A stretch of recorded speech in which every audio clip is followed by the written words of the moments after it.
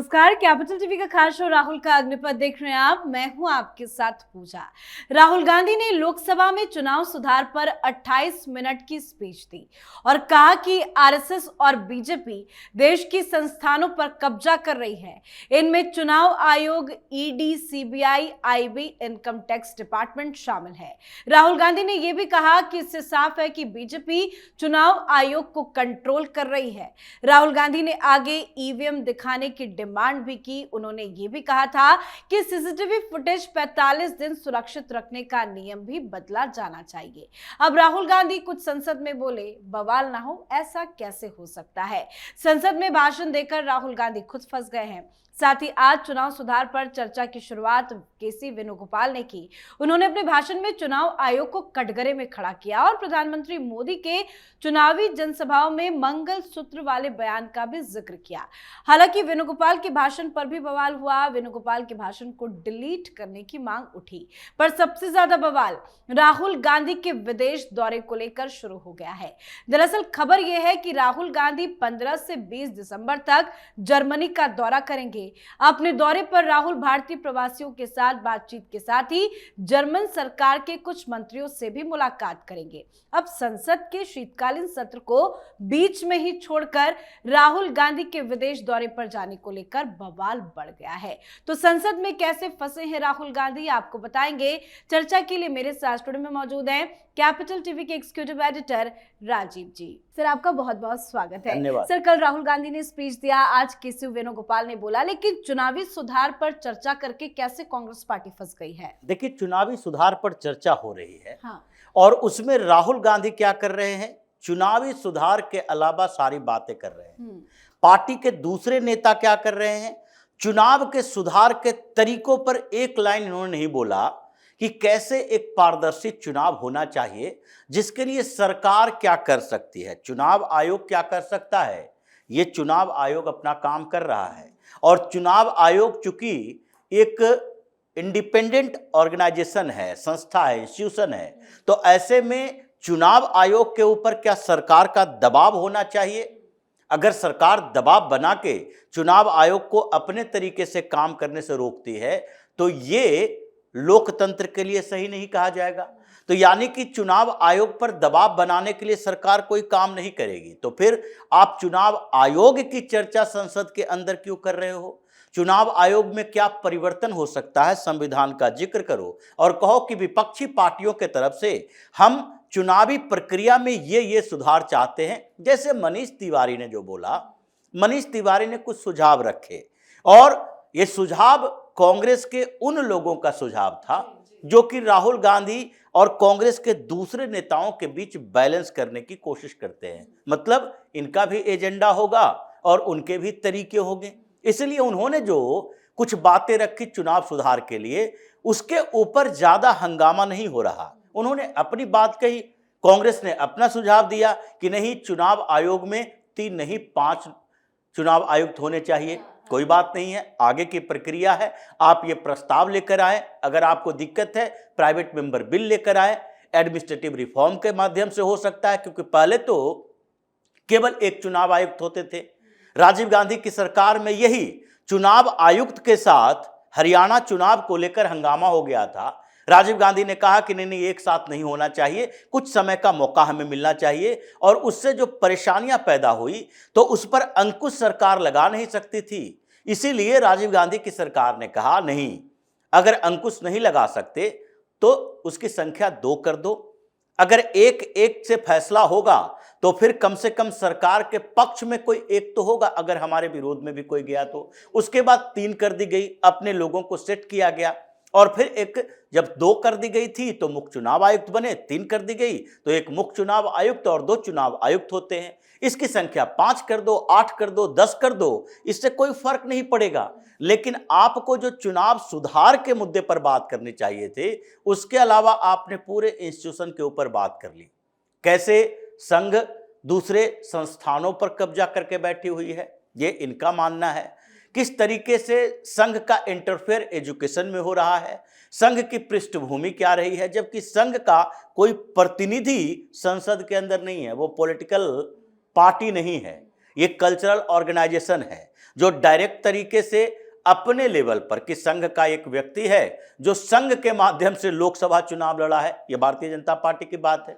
तो इसलिए संघ के मुद्दे पर इन्होंने बोला, उसके बाद एजुकेशन पर बोला, वीसी पर बोला, ये पूरे संवैधानिक संस्थानों पर बोला, लेकिन चुनाव सुधार के लिए इनके पास कोई एक भी सुझाव नहीं थे। तो इसलिए क्या हुआ कि अलग अलग पार्टी के जो नेता थे उन्होंने भी अपने अपने तरीके से बात करनी शुरू कर दी कि कांग्रेस के एजेंडे पर नहीं, अपने एजेंडे पर चलो। तो चुनाव सुधार में सुप्रिया सुले आई, उन्होंने चुनाव सुधार की बात कम की और उसके बाद कहा कि भाई मेरी परेशानी कुछ और है।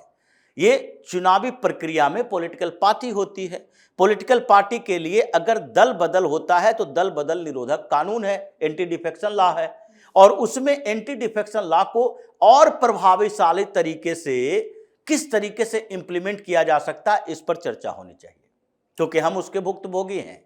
उधर शिवसेना यूबीटी के तरफ से वहां भी यही कहा गया कि चुनाव सुधार की प्रक्रिया में एंटी डिफेक्शन लॉ को और मजबूत बनाना चाहिए। अगर कोई पार्टी का अध्यक्ष, पार्टी टूटती है तो उस अध्यक्ष को जो पहले से है उसको ज्यादा पावर होना चाहिए कि पार्टी तोड़ने वाले नेताओं को सांसद हो या विधायक हो उसकी सदस्यता रद्द करवा सके। ये इन लोगों के तरीके थे। डीएमके वाले चुनाव सुधार पर एसआईआर की बात कर रहे थे।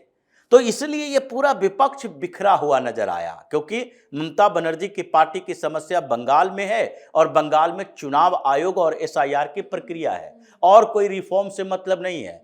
ममता बनर्जी ये नहीं कह रही है कि ईवीएम में छेड़छाड़ हो रहा है, ममता बनर्जी वोट चोरी नहीं कह रही है, ये राहुल गांधी कह रहे हैं कि नहीं और ट्रांसपेरेंट होना चाहिए सिस्टम, ईवीएम रीडेबल होना चाहिए और हमें दिखाओ पहले, ईवीएम हम लोगों को दिखाओ। क्या करेंगे राहुल गांधी? लेकिन समस्या यह है कि इनको यह भी पता नहीं है कि ईवीएम जब स्टार्ट किया जाता है तो सारी पार्टी के पोलिंग एजेंट जो होते हैं पोलिंग स्टेशन पर बैठे हुए, ये सबके सामने दिखाया जाता है। ये देखो ये 0 है, ये देखो अभी किसी भी खाने में जो भी बटन दबाओगे ब्लैंक है, कोई वोट पोल नहीं हुआ है, पहले से वोट उसमें डाला हुआ नहीं है। तो ऐसी स्थितियों में अगर इनको अपने पार्टी के नेताओं पर, पोलिंग बूथ में, पोलिंग स्टेशन के ऊपर, पोलिंग एजेंट के ऊपर, किसी के ऊपर भरोसा ही नहीं है तो इसका कोई उपाय नहीं होगा। इसलिए जो संसद के अंदर चर्चा हुई इसमें कांग्रेस दिखा और कांग्रेस के नेता अलग अलग दिखे, अलग अलग पटरी पर। मनीष तिवारी अलग दिशा में जा रहे थे और राहुल गांधी की टीम अलग दिशा में जा रही थी। शशि थरूर पार्टिसिपेट नहीं किए। कुछ और जो गंभीर नेता हैं उन्होंने राहुल गांधी के इस भाषण के बाद कभी भी मेज पीटकर इनका स्वागत नहीं किया। तो इसलिए संसद में ये चर्चा ऐसी हुई जिसमें राहुल गांधी अलग थलग कांग्रेस में और कांग्रेस इंडी अलायंस के बीच अलग थलग पड़ती और ना ही कोई राहुल गांधी की भाषण की तारीफ भी कर रहा है, ना उनके वक्तव्य को कोई आगे कांग्रेस का लीडर बढ़ा रहा है। लेकिन सर इसी बीच इतना इंपॉर्टेंट पीरियड है, सेशन चल रहा है, लेकिन आज खबर ये सामने आई कि राहुल गांधी जर्मनी जा रहे हैं 15 तारीख को। देखिए राहुल गांधी के लिए सबसे इंपॉर्टेंट क्या है, सबसे ज्यादा जरूरी है कि ऐसे समय में जब पूरी दुनिया झूम रही होगी, क्रिश्चियनों का सबसे बड़ा पर्व ये क्रिसमस मनाने की तैयारी, ये 1 दिन की तैयारी नहीं होती, पूरे महीने की तैयारी होती है। ये न्यू ईयर तक तैयारी चलती है, उसके पार्टी फंक्शन चलते हैं। और ये राहुल गांधी जो अमेरिका और यूरोप में पढ़े बड़े, इनके सारे फ्रेंड सर्किल वही है। यहाँ तो सिर्फ चापलूस है। राहुल गांधी का दोस्त नहीं हो सकता केसी वेणुगोपाल, उसके पीछे पीछे चलने वाला व्यक्ति हो सकता है। उसके सारे फ्रेंड सर्किल, चाहे वो लड़कियां हो या लड़के हो, ये सारा फ्रेंड सर्किल तो राहुल गांधी का विदेशों में बसा है और वहां पर जाकर इनको वो काम करना है जो भारत में नहीं कर सकते। भारत में कहीं जाएंगे कैमरा पीछे पीछे जाएगा।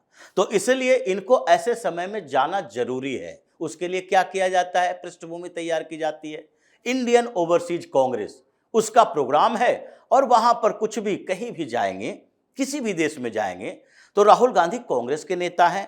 इनकी पार्टी सबसे ज्यादा समय तक सत्ता में रही है, ये अभी नेता प्रतिपक्ष हैं। तो कुछ सीनेटर से, कुछ कांग्रेसमैन से, कुछ सांसदों से, कुछ मंत्रियों से मुलाकात अगर इनके लिए शेड्यूल कर दिया जाए तो बड़ी बात नहीं है। इसलिए राहुल गांधी ये हैबिचुअल हैं इन मुद्दों पर। और क्रिश्चियन और क्रिश्चियनिटी इनके रगों में बहती है। ये पिछले बार भी क्रिसमस के समय में राहुल गांधी, प्रियंका वाड्रा, सोनिया गांधी और उनके एक मौसी आई हुई थी, सोनिया गांधी की बहन, ये सारे लोगों के कुछ तस्वीरें आई थी कि कैसे ये छोला भटूरा क्रिसमस के दौरान खा रहे थे। और इस बीच सोनिया गांधी भी हो सकता है कि यूरोप की यात्रा पर जाए, प्रियंका वाड्रा भी जाए, क्योंकि पूरा इनका ये कल्चर जो है, संस्कृति इनके घर की चलती है, वो इटली से चलती है, यानी सोनिया गांधी के मायके से चलती है, उन्होंने परवरिश की है। तो इसका मतलब है कि अभी इनका कोई प्रोग्राम नहीं है, बल्कि प्रोग्राम तो क्रिश्चियनों का है, जिसमें पार्टिसिपेट करना इनको होली दिवाली से ज्यादा मजबूरी वाला लगता है। बिल्कुल सर, बहुत बहुत धन्यवाद सर समझाने के लिए। तो राहुल गांधी चुनाव सुधार पर बोलने उठे थे, लेकिन बात इतनी बढ़ गई कि अब पूरा विपक्ष, सरकार आमने सामने है और सबसे ज्यादा दबाव राहुल गांधी पर ही आ रहा है। राहुल गांधी ने जिस जोश में कहा था कि ईवीएम पारदर्शी नहीं है, अब वही बयान उल्टा पड़ गया है। सरकार कह रही है कि आप जमकर चुनाव जीते जब ईवीएम ठीक थी, अब हारते हो तो खराब कैसे हो गई। कई सांसद तो ये भी कह रहे हैं कि बिना सबूत देश के संस्थानों को बदनाम करना काफी ज्यादा गलत है और राहुल गांधी फंस गए हैं विदेश यात्रा को लेकर। वैसे ये कोई पहली बार नहीं है, जब जब कुछ इंपॉर्टेंट होता है राहुल गांधी विदेश भाग जाते हैं। तो इस पर आप भी अपनी राय कमेंट करके लिखिएगा। देखते रहिए कैपिटल टीवी। नमस्कार।